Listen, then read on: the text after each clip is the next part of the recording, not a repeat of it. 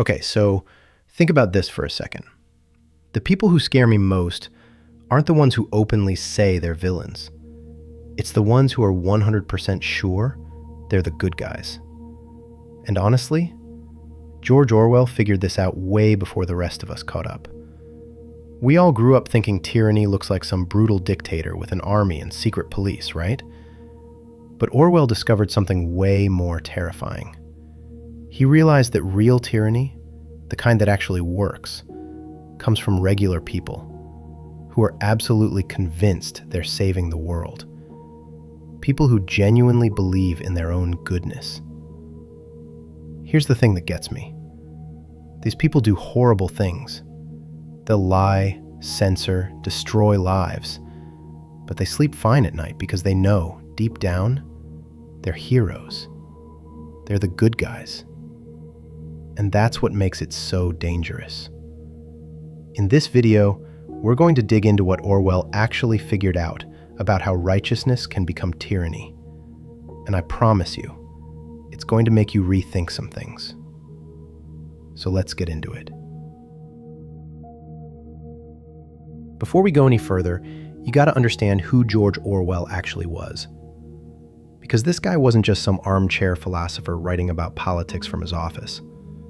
So his real name was Eric Blair, and he actually lived through the worst ideological movements of the 20th century.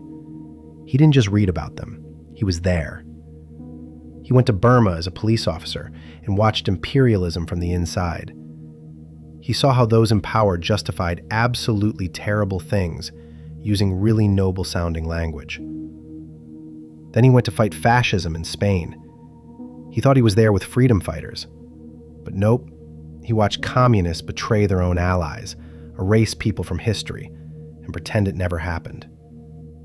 It completely changed how he saw ideology and power. By 1948, when he wrote 1984, Orwell had figured something out that most people still don't get. Tyranny doesn't come from just one direction. It comes from everywhere people think they've got the truth locked down. And the scary part? It's most powerful when the people enforcing it actually believe they're righteous. When they genuinely think they're the good guys. So here's the paradox that kept Orwell up at night. And honestly, it should keep us up too. We actually need morality, right? Like societies fall apart without it. We need people who care about justice, about what's right and wrong. That's good. That's necessary. But here's where it gets dark. The second you become absolutely certain about your morality, when you remove all doubt from the equation, that's when morality starts turning into something else, something dangerous. Orwell watched this happen during the Spanish Civil War. Communist revolutionaries did absolutely brutal things. They killed people. But they weren't sitting around thinking, wow, we're evil. No, they believed completely that they were serving history, serving the revolution, serving the people. Their righteousness made everything justified. And this is the key insight. Doubt is actually what keeps morality from becoming tyranny. Seriously. When you have doubts about yourself, you listen to other people. You consider that maybe you're wrong. You might change your mind. But when you're absolutely certain, you can't listen anymore. You can't compromise. Because if you do, you're betraying everything good you believe in. And then you can justify literally anything in service of what you think is right. Okay, one of the most creepy things Orwell noticed was how righteousness corrupts language. And once you see this, you can't unsee it. It's everywhere. In his essay on politics and language, Orwell basically says that when people need to hide uncomfortable truths, they don't use clear language. They hide behind euphemisms. They twist words. And here's what's important. They do this because they're righteous. They're good people. So they can't just say what they're actually doing. Let me give you a real example. Bombing a city means killing innocent people, including kids and families, right? But you can't say that if you think you're the good guy. So instead you call it collateral damage. You call it a necessary sacrifice. You call it strategic bombing. Same thing happened, same people died, but now the language makes it sound acceptable. The crazy part is, these people aren't consciously lying to themselves. They've actually internalized the language so completely that they can't see reality anymore. They only see it through this righteous filter they've created. And once that happens, the tyranny basically runs itself. You don't need someone forcing people to comply. The righteous people enforce it themselves because they genuinely believe in it. I want to dig into why this happens psychologically, because it's not about people being stupid or evil. Our brains are actually wired in a way that makes this super easy to happen to. When you develop really strong beliefs about something moral, your brain locks in. It literally starts filtering information. You notice stuff that confirms what you already believe, and you rationalize away stuff that contradicts it. And here's the thing. You're not doing this on purpose. It's automatic. It's how our brains work. But there's also a social element that makes it worse. When you're part of a movement of righteous people, you get rewarded for certainty. You get social status for being committed. But if you express doubt, people look at you weird. They question your commitment. So what do? You stop doubting. You become more certain, not less. Then something weird happens. Everyone in the group starts thinking the same way, because nobody wants to be the person who questions things. And once everyone agrees, it gets even more locked in. The whole group reinforces each other's certainty. Before you know it, people inside the group literally can't see how oppressive they've become, because everyone around them thinks the same way.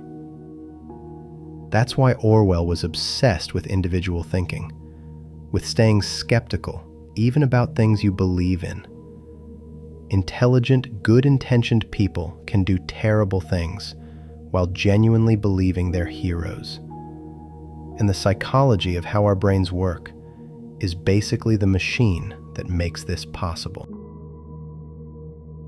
Now, this is where things get real, because Orwell's warning isn't just some historical thing from the 1940s. This is happening right now, probably in communities you're part of, maybe ideologies you believe in, maybe even to you. So what would Orwell be looking for today? First thing, communities that don't tolerate doubt.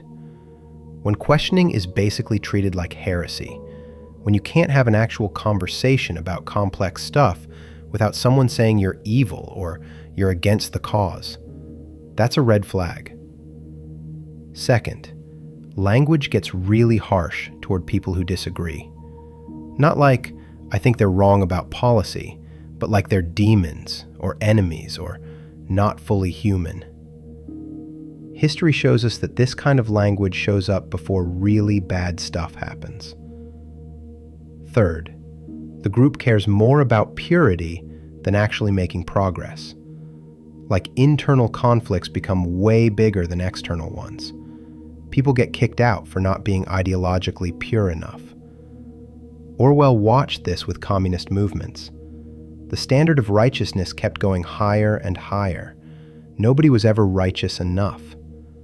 And here's the thing. These warning signs show up everywhere. Left, right, religious, secular, doesn't matter. It's not about what ideology you believe in. It's about the human tendency to be really sure about stuff. And we're all capable of falling into this trap. So if this is all so dangerous, what do we actually do about it? What would Orwell say is the antidote? First thing, doubt. Actual, deliberate doubt. I'm not talking about being paralyzed by uncertainty. I mean intellectual humility. The basic acknowledgement that you might be wrong. That your certainty might actually be blinding you. Orwell thought that healthy, free societies are full of people who doubt themselves, even about things they really care about. Second, you need competing ideas.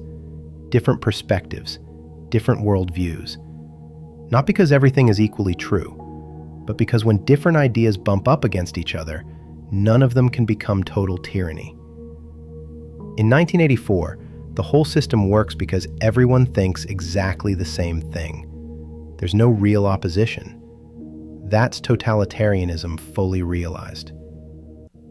Third, you gotta protect people who disagree. Seriously. A society's health isn't measured by how it treats people who already agree with it. It's measured by how it treats dissenters.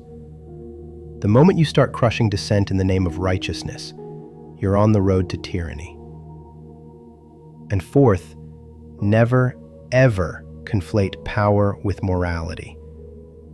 People in power should be viewed with skepticism, held accountable, questioned, no matter how good they claim to be. The trick of righteous tyranny is that it usually comes wrapped in power. The answer isn't finding the perfect righteous leader. The answer is never trusting power in the first place. Look, we're in a moment right now where everything feels really polarized. People don't just think others are wrong anymore. They think they're evil. People aren't even trying to talk to each other anymore. It's just becoming more divided, more hostile, more certain on both sides. And underneath all of that, it's the tyranny of righteousness. It's people who are absolutely convinced they're right and everyone else is wrong or evil or dangerous. And if we're not careful, if we don't push back against our own certainty, this keeps escalating. But here's what's important. Just knowing about this doesn't protect you. In fact, sometimes the most righteous people are the ones who think they've already figured out the trap. They think they're immune. That's just righteousness wearing a different mask. Real protection comes from doing the hard work, staying deliberately doubtful, looking for perspectives that make you uncomfortable, actually listening to people who disagree, not to convince them, but to understand them. Accepting that complex problems don't have simple answers. Being willing to change your mind when evidence suggests you should. Yeah, it's uncomfortable. But if we don't do this, the tyranny of righteousness is just going to keep growing. And it will keep growing because the people enforcing it genuinely believe they're heroes. Don't let that be you. Stay curious. Stay skeptical. Stay human. If this resonated with you, if you found yourself thinking about your own certainties, please hit subscribe. We dig into these ideas all the time. And thanks for watching. I really appreciate it.